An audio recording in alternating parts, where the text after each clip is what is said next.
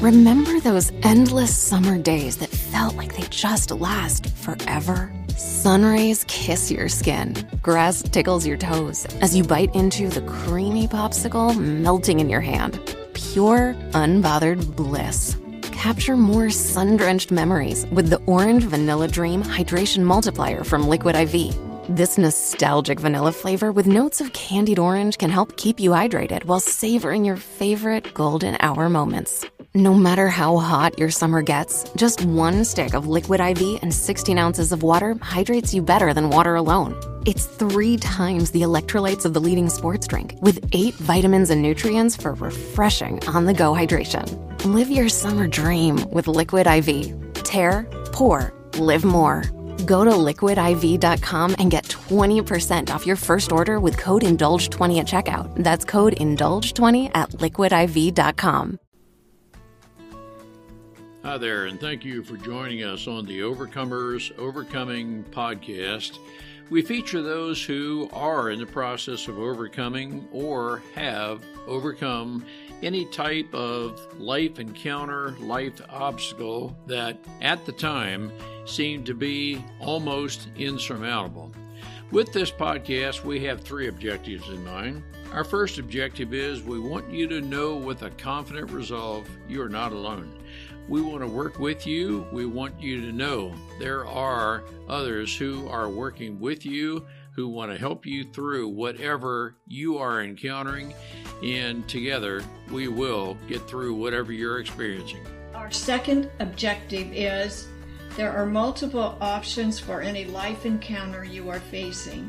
We want to help you develop a resolve that there are various options and solutions to any life dilemma. Our third objective is to help you with critical thinking skills. If you're encountering something that was possibly a decision you made sometime in the past, and if you had the opportunity for a life redo, you would make a different decision. We want to help you with those critical thinking skills that can help you make an informed decision and not encounter what you're going through at the moment. We are the Cooper Culture, a veteran-owned business. We work with business personnel and families to develop and sustain connected relationship cultures within their families and organizations.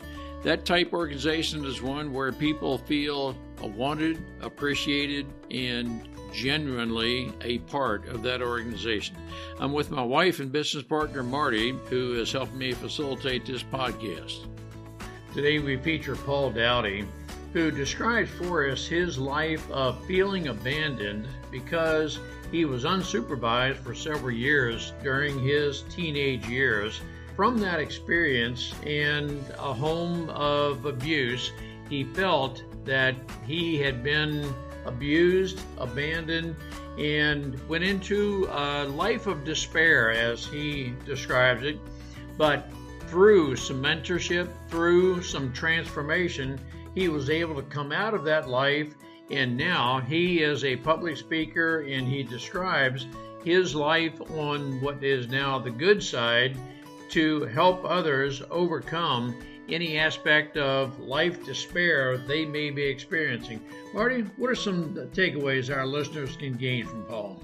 Ron, as I listened to Paul speak, and he talks about how his sisters, during this time when he was a teenager and felt abandoned, his sisters raised him, but yet they had their own issues. I take from Paul, he just accepted that and entered into sports. Even though he didn't tell the coach what he was going through or anything like that, he focused on sports, he focused on himself. And as you said, he finally did get some mentors therapy and like that. But his resilience during a time when it was very difficult for him. And I think one of the takeaways is for anyone who may be experiencing something similar to Paul had the resolve and the resilience to make the decision to move beyond where he is. Let's listen and learn together. Paul, it's great to have you with us. Our listeners are going to be intrigued about your resilience. You have a great story of abandonment to awakening, And our listeners are going to be very interested in just how all that came about. Our emphasis is not dwelling on the past. I have no reason to believe you feel you're a victim of, but it's a life story. And anyone else who possibly has felt abandoned can make it based on your story of resilience. And Paul, a lot of, I think what our listeners will take away from your life story is how can we have the resistance to move beyond maybe those feelings of, well, I don't know if I have any value to somebody. I feel like I've been abandoned and so forth. Paul, great to have you with us. Great to be here, Ron and Marty. Thanks for having me and allowing me to share my story. And the reason I like to share my story, or the reason I do, is to perhaps help others that have gone through something similar, or something, the people that have gone through something similar. And I think a lot of our listeners are going to learn just how you made it through. They may be in some sort of feeling of abandonment right now. And gosh, I just feel stuck. But Yes. you can inspire others, Paul. So why don't you start?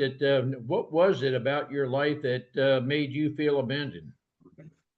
Well, I grew up in Pittsburgh, Pennsylvania, a suburb of Pittsburgh, and I had two older sisters and my parents, and I grew up in a house with domestic violence. I witnessed domestic violence from the age of 5 to 12, incidents where there was one particular incident when I was 5 years old. I might as well mention it because it really is the one incident that impacted me my whole life. And I didn't know how it impacted me at the time. But when I was 5 years old, I heard an argument in the kitchen, and my father was sitting at one side of the table, my uncle was sitting at the other side of the table, and my mother was standing in the kitchen, and I heard an argument, and I peeked around the corner.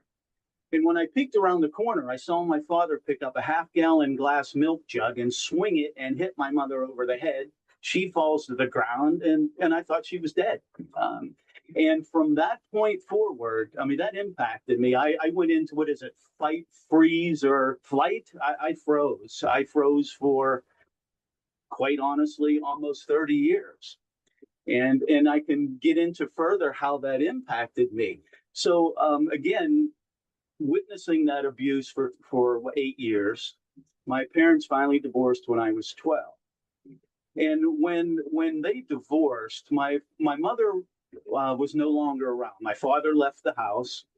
He lived in the area, but really didn't see him much. My mother was no longer with us. She was actually living with a priest. So she abandoned her family, she was a choreographer, and she taught song, tap dance and so forth. And the priest was a singing and dancing priest from Pittsburgh.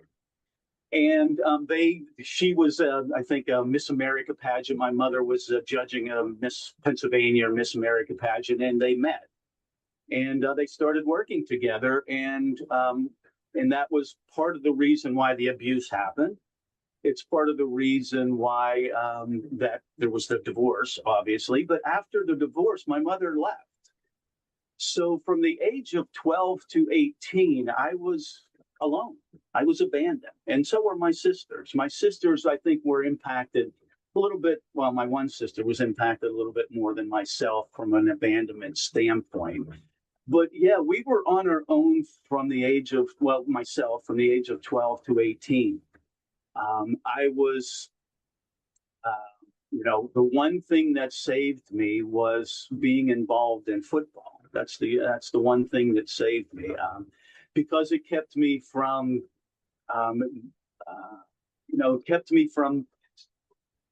from further disattachment to society.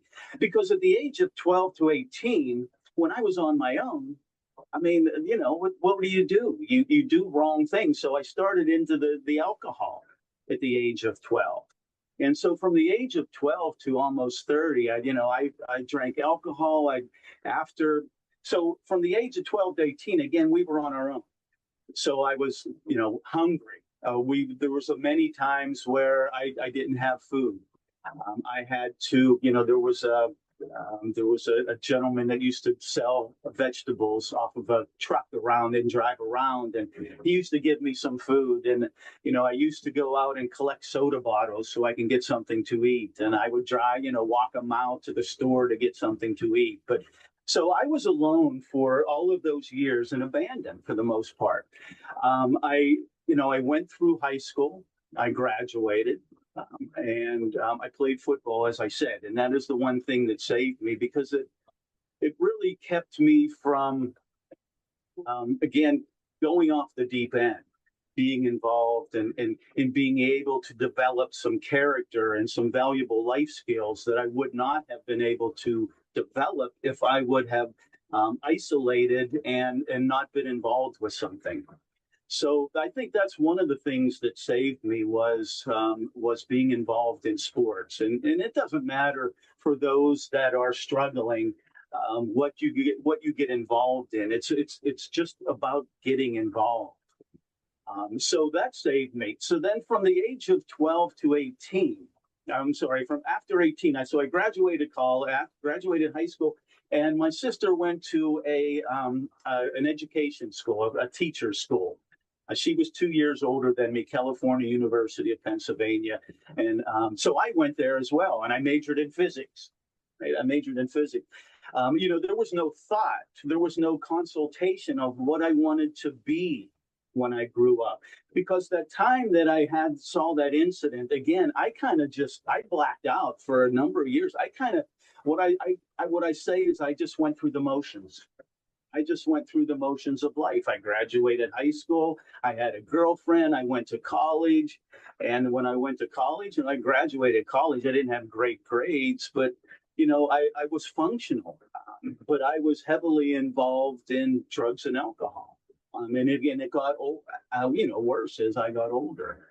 So, so that abandonment, it impacted me because I had no direction. I was on my own. It's hard from a 12-year-old who is struggling to survive. So I was in the survival mode from the age of 12, and probably from the age of 5, from the age of 5 on. So I graduated college. I ended up marrying a friend in high school. And I had two children. I still see them today. I'm divorced. I'm getting to that, I guess. And I got married, and I was married for 7 years, but I was playing rugby. I was drinking. I was doing drugs. I was doing everything that was wrong, and I was a lost soul out there. And it wasn't till I ended up walking out. I ended up walking out on my marriage and my 2 kids. And so what had happened was, and when I did that, the day I did that, I told the kids that I was leaving, and we had a little meeting, and I said I was leaving. And I was in IT for most of my career, and I traveled a lot. So that day that I told them, I went to Cleveland. I was assigned to a project in Cleveland. And when I got to Cleveland, the project site was right next to a church. Now, I never used to go to church, never had any interest in church, but I ended up going over to the power hour at lunch. I went over to lunch. I went over to Mass a couple times. And I ended up meeting with the priest. And I wrote a letter to the priest that said, I was going through this change. I just left my wife and kids. A mess with drugs and alcohol. And I ended up meeting with that priest. And the result of that meeting, he said, just pray. Just pray. What is it that you want from me right now, oh Lord? Okay, so I took that. A couple months later, I'm sitting at a bar, drowning my sorrows. And it's very busy, patrons everywhere. There's a DJ playing music behind me. And I look at this bottle of vodka that's sitting behind the bar, and I say, what is it that you want from me right now, oh Lord? And as I said that, the DJ behind me said, yes, that is God. Okay. Um, then later on, I was driving down this coastal road. I was in this busy area by the beach. It was a coastal area. It was very busy. And this day I was looking for a place to pray.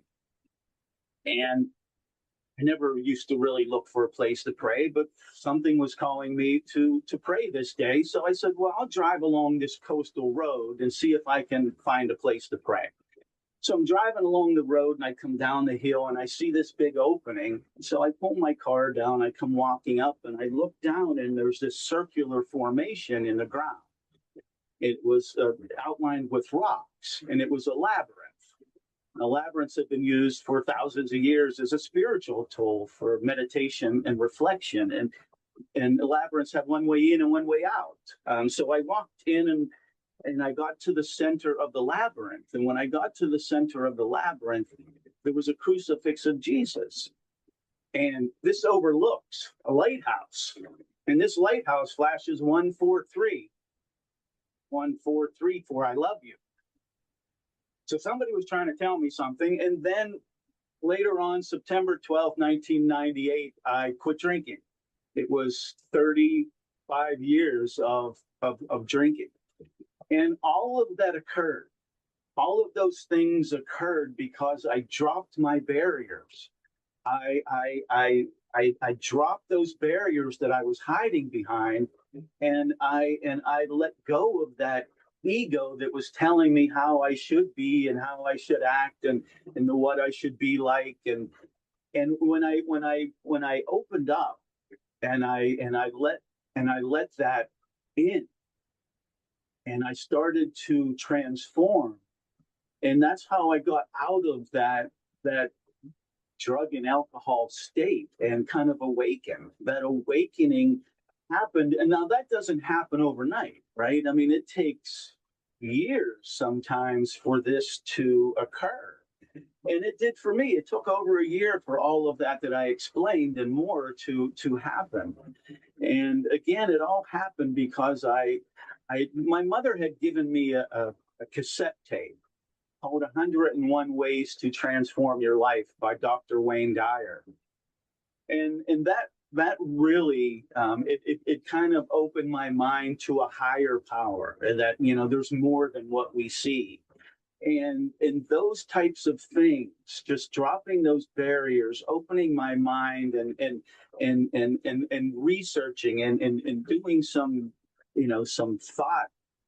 And that's what kind of brought me to that place where I was at a point where I was able to awaken and understand that there's more to what I see. And that really was transforming, obviously. But that wasn't the end of the story. I mean, everybody has troubles and struggles and we go through it all of our lives. But, that resilience that I built up early on in life helped me with later life's challenges. Because as we know, life is challenging. Life is about how hard you get hit and keep going. And that's what it's about.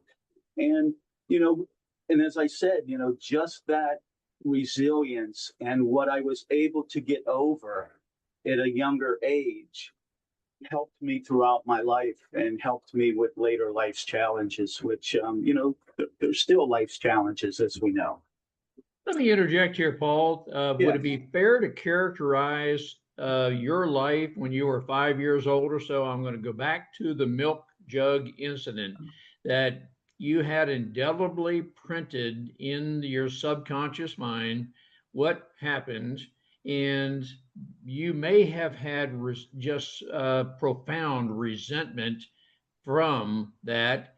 And as I'm guessing, even as we are discussing this, you can mentally go back to and picture exactly what that was X decades ago. Would that be a fair assessment of what you're saying? Yeah, for the most part, yes. It took a lot of therapy to be able to get to that point, right? I mean, you have to understand it. And I really didn't. I really I really separated. I separated, and I didn't. I was just, yes, subconsciously it was back there, but I separated for a number of years, and but that's what, when you don't take care of the underlying problem, it comes out in other ways, drugs and alcohol, robbery, whatever it may be. So not until you get to the underlying issue, when somebody is acting out as I was, are you able to move forward? But yeah, I would say yes for the most part. Let me ask you about discovering the underlying issue, what I sometimes refer to as the foundational principle, the cause, and so forth. Uh, what I think you're saying is what I'm processing. It was a spiritual awakening. Did you do this on your own? Did you come to know God on your own? Was it a priest, a person that helped you with this? And I guess what I'm asking, Paul, was there kind of a catalyst who helped you with that journey? That's a great question. No, there wasn't one individual. I don't think that helped me. I was a compilation of things.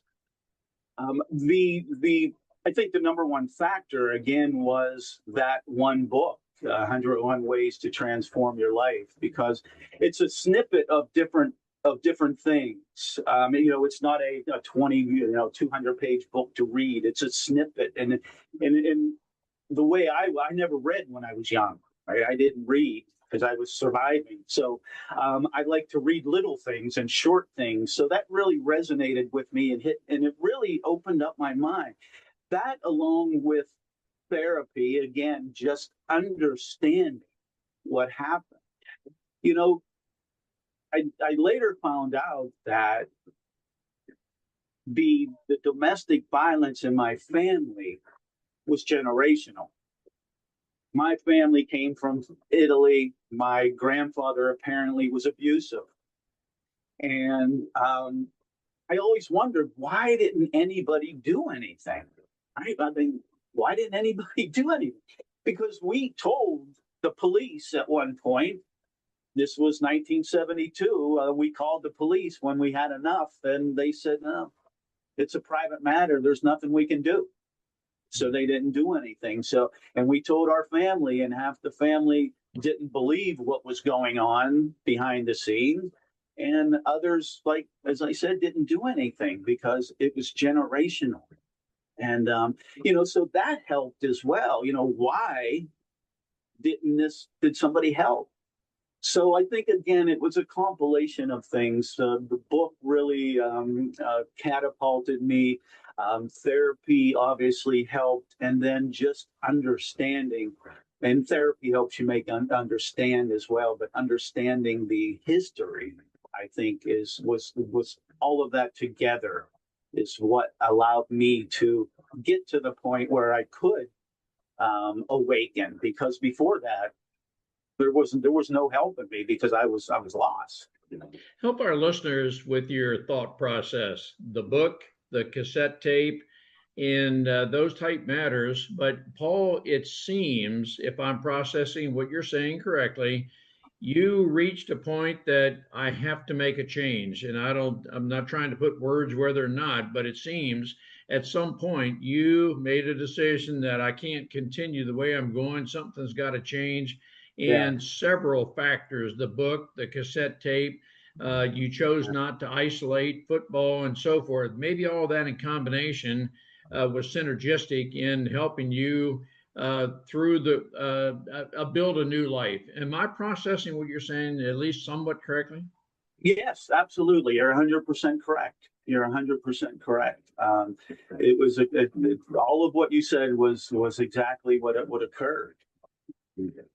Yeah, I don't have much more to add to that. Go ahead, Marty. I want to ask, did your coach help you? Did the football team members know that you were going through this? Yeah, isn't that funny? No, we never told anybody. We never told anybody what was going on. And not until the end there, where we called the cops and they didn't do anything. And again, at that point we threw our arms up. Keep in mind that my older sister was a senior in high school. My other sister was a freshman in high school. I was eighth grade, seventh grade.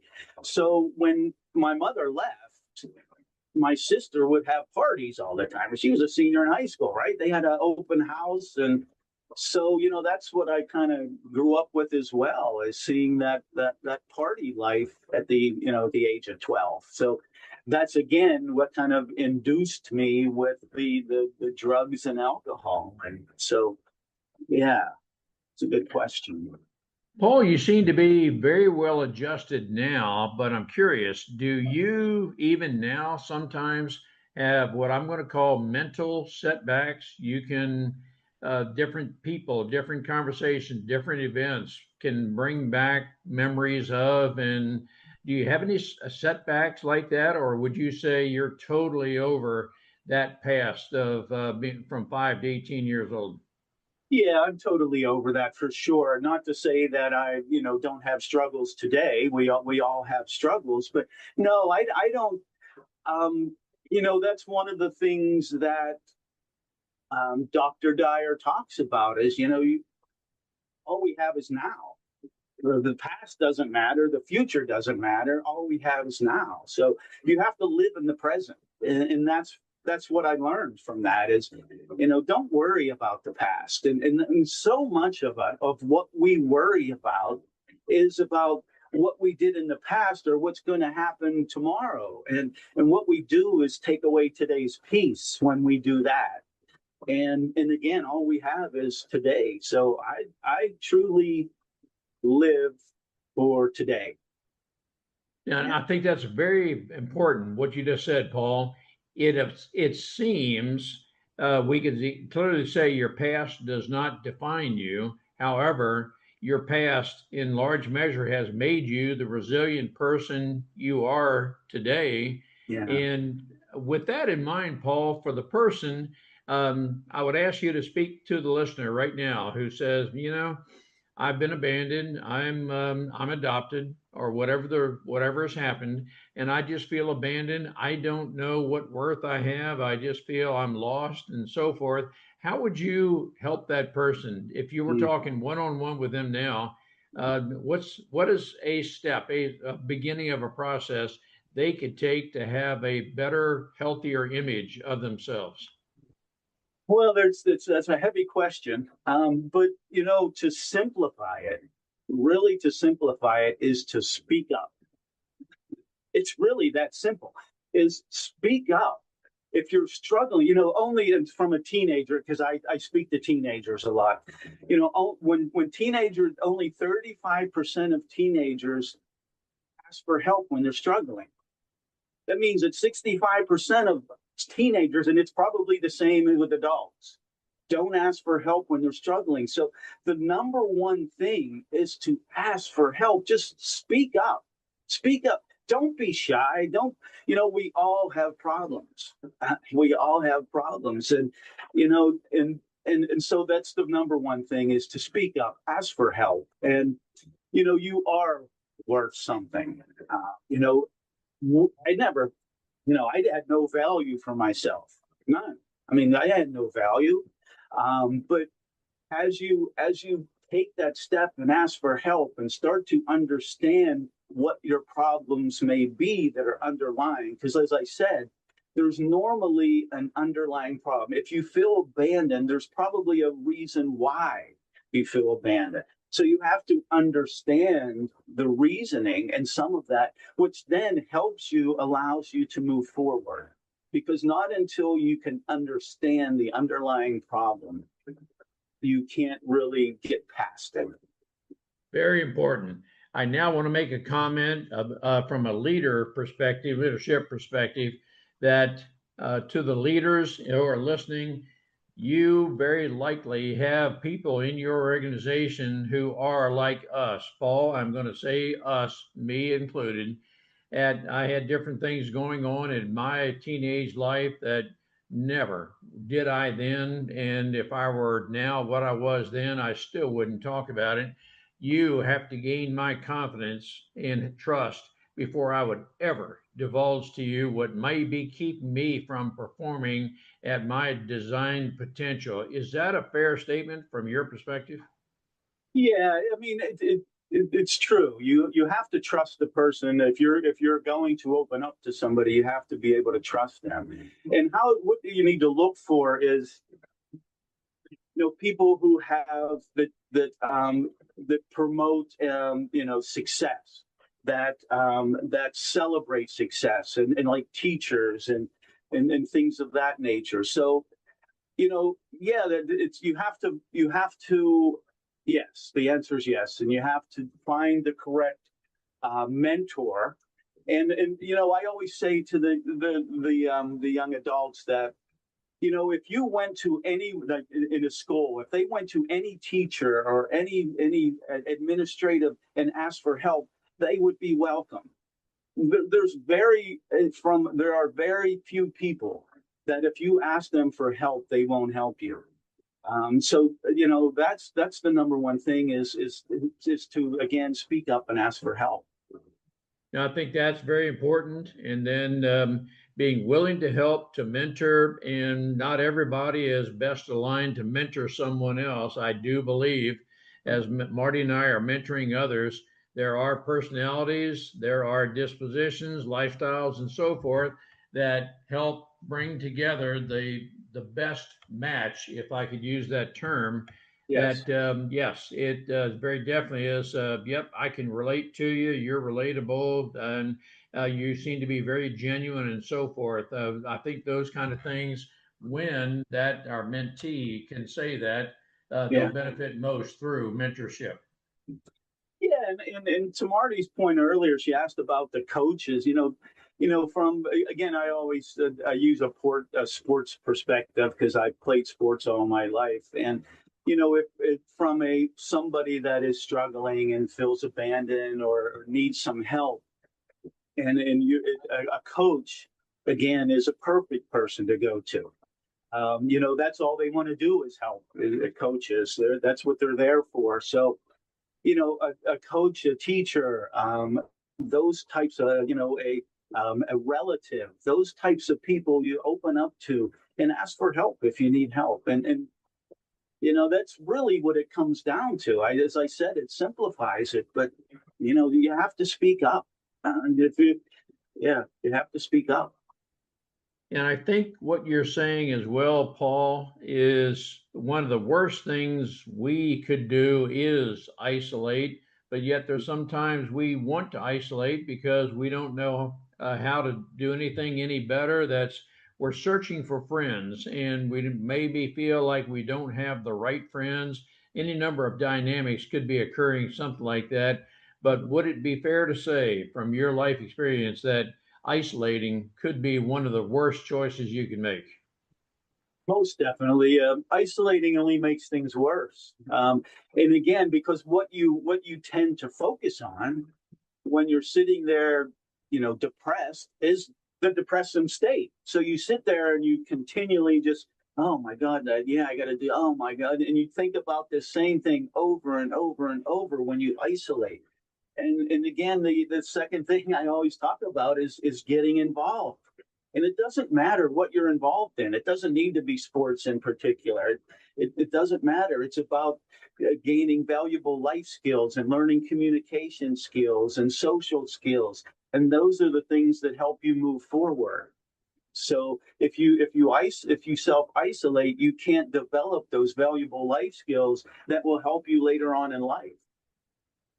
Well, Paul, on behalf of our listeners, I want to thank you for the life you're leading now. Thank you for the inspiration you are. And certainly there are many people who are living various forms of feeling abandoned or uncertain what their worth is and so forth. You're living that vibrant life now. You've been through, and you have a lot to offer from this day forward to others. I want to thank you on behalf of those you are mentoring, inspiring right now. Thank you for the life you're leading, and we hope any listener who feels abandoned or otherwise or is uncertain of their life worth, please seek out someone for leaders. just be aware that there are those amongst us who are going to be silent and develop a point of an aspect of trust and be, and I use the term frequently, the psychologically safe space to encourage without being dogmatic or dictatorial, encourage people to feel free to discuss. And we want to be understanding of and help you overcome to become the person you were God created to be. That's right. Absolutely. Well said. Paul, thank you very much for your life, and we appreciate everything you're doing and working with others. Great to be with you. Thank you, Ron and Marty. Thanks for having me. If anyone has any questions or would care to contact me, pdspeaks.com. Ron and Marty, thanks again. Great. pdspeaks.com. And great. And do you welcome others from anywhere to communicate with them? Absolutely. I would welcome any questions or comments, and I will shortly get back to you. Sounds great. Paul, thank you again so much for everything that you are doing. And same to you, too. Thank you. We appreciate having the opportunity to share our and our guests' life experiences with you. The Cooper culture advances organizations to achieve and sustain high retention rates, connected communication, and trust through personality insights and principled leadership.